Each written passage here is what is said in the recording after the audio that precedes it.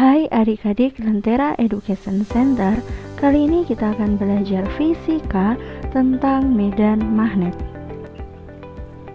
Apa yang dimaksud dengan medan magnet? Coba perhatikan pada gambar ini. Jika sebuah kawat yang diletakkan secara vertikal di sekitar tumpukan serbuk besi dan diberi arus listrik, maka serbuk besi ini akan membentuk garis-garis konsentris dengan kawat sebagai pusatnya. Garis-garis ini menggambarkan bahwa di sekitar kawat tersebut terdapat medan magnet. Medan magnetik diberi simbol B besar. Jadi, medan magnetik adalah ruang magnet yang di dalamnya masih bisa dirasakan adanya gaya magnet. Asal-usul kemagnetan. Kata magnet berasal dari kata magnesia yang merupakan nama suatu daerah di Asia Kecil, yaitu kota Magnesia, di mana ditemukannya batu besi lebih dari 2000 tahun yang lalu.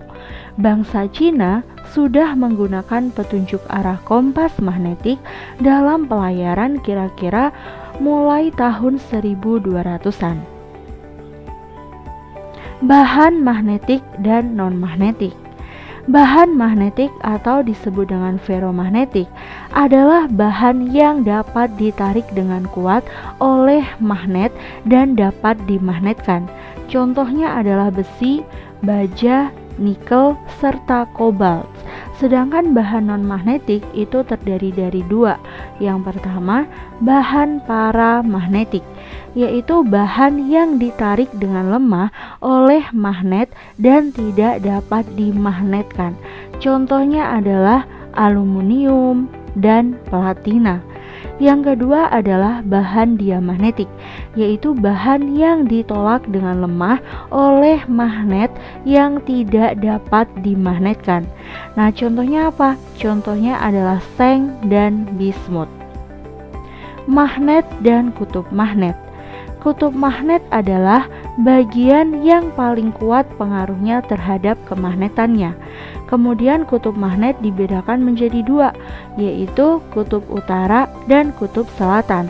Kutub utara disimbolkan dengan U besar dan kutub selatan disimbolkan dengan S besar. Kemudian jarum untuk kompas itu secara bebas mengarah ke utara dan selatan. Sedangkan bumi sebagai magnetik, yaitu kutub-kutub magnet bumi sedikit bergeser dari kutub-kutub geografinya gitu. Nah, kemudian sifat kutub magnetik. Jadi kalau misalkan kutubnya itu tidak senama, maka dia akan tarik-menarik.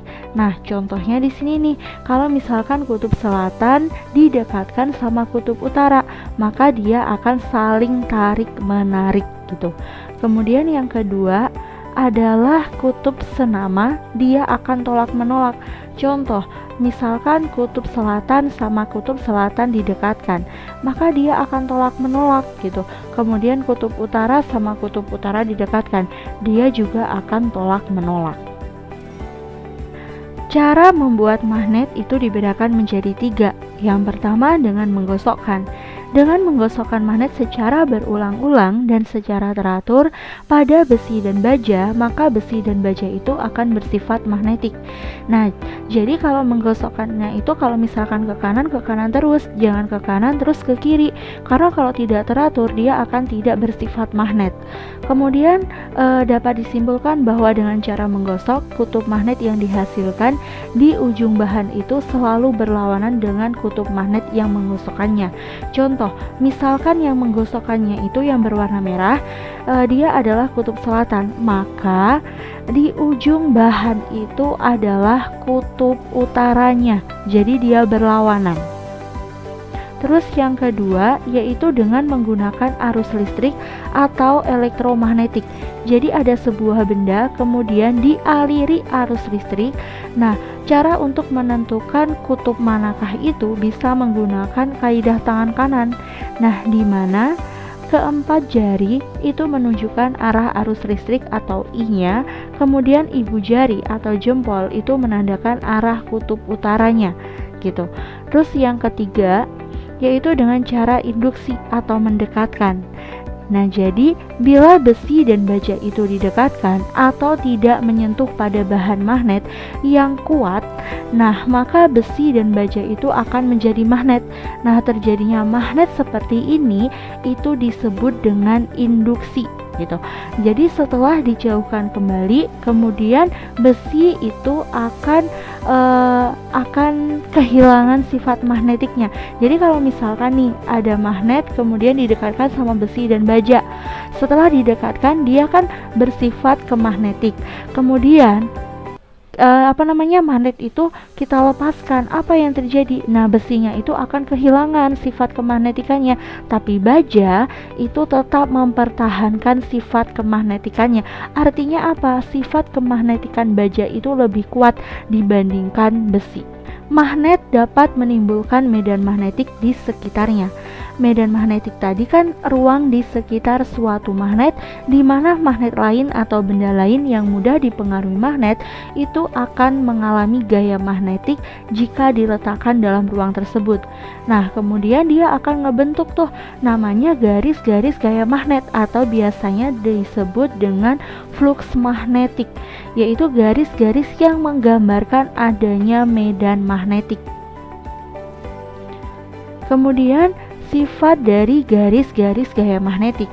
Yang pertama, garis-garis gaya magnetik itu tidak pernah saling berpotongan. Yang kedua, garis-garis gaya magnetik itu selalu keluar dari kutub utara magnet dan masuk ke kutub selatan magnet. Yang ketiga, tempat yang garis-garis gaya magnetiknya itu rapat menunjukkan bahwa medan magnetiknya itu kuat. Sebaliknya, tempat yang garis-garis gaya magnetiknya itu renggang itu menunjukkan bahwa medan magnetik di sekitarnya itu lemah. Sudut deklinasi dan sudut inklinasi. Nah, sudut deklinasi itu apa? Sudut yang dibentuk antara arah utara dan selatan geografi dengan arah utara selatan kompas. Sedangkan sudut inklinasi adalah sudut yang dibentuk medan magnetik atau garis gaya magnetik di sembarang titik dengan arah horizontal di permukaan bumi. Jika kalian suka dengan video ini, jangan lupa untuk tekan tombol like. Dan jika video ini bermanfaat untuk kalian, jangan lupa untuk share ke teman-teman kalian.